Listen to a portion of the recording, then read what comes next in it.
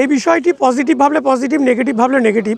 Positive হিসেবটা যদি আমরা ধরে থাকি তাহলে দেখতে পারবো আমাদের যে মানে মাসিক যে একটা মোবাইলে ব্যালেন্স ভরতে হয় সেই ব্যালেন্সটা তারা চালাতে পারবে।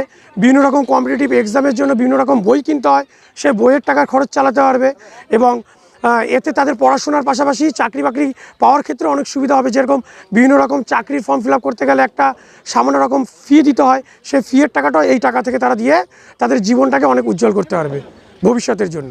মাননীয় মুখ্যমন্ত্রী মমতা বন্দ্যোপাধ্যায় যুবসাথী প্রকল্প নামে যে এক অসাধারণ প্রকল্প মানে উদ্বোধন করেছে, তার আজকে সূচনা হয়েছে ফর্ম ফিল আপের।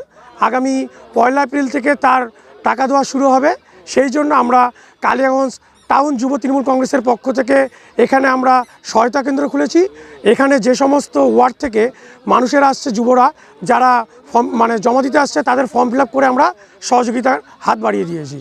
অনেকে তো দেখছি এখানে তো নিয়ম রয়েছে মাধ্যমিকের উপরে আবেদন করতে পারবে, অনেকে দেখছি ফর্ম ফিল আপ করতে পারবে না, তারা চাকরি বাকরি পাবার কতটুকু কি মনে হচ্ছে? না, চাকরি বাকরির জন্য নয়, এখানে মাননীয় মুখ্যমন্ত্রী একটা উৎসাহ ভাতার মতো এই যুবসাথী ভাতাটা করেছে যে উচ্চ মানে মাধ্যমিক পাস করলে পরেই তারা এই অ্যাপ্লাইটা করতে পারবে এবং এই ভাতা 5 বছর অবধি দেওয়া হবে এবং তার মধ্যে যারা যারা চাকরি পেয়ে যাবে তারা চাকরি করবে এবং যারা চাকরি পাবে না তারা এই ভাতাটা পাবে। যারা যুবশ্রী ফর্ম ফিল আপ করতে তাদের কী লাভ হবে? 1500 টাকা দিয়ে কী করবে তারা?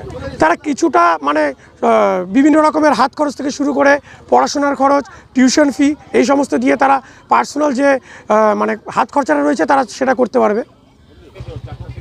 আপনার নাম ও পরিচয়? আমার নাম রতন বিশ্বাস, আমি কালিয়াগঞ্জ টাউন যুব তৃণমূল কংগ্রেসের সহসভাপতি। কারা কারা উপস্থিত হয়েছেন আপনারা? এখানে কালিয়াগঞ্জ টাউনের সমস্ত যুব ভাই বোনেরা এবং কালিয়াগঞ্জ টাউনের সহসভাপতিও রয়েছে সুই সরকার। ফর্ম ফিল আপ করতে হাত বাড়িয়ে দিলেন? হ্যাঁ।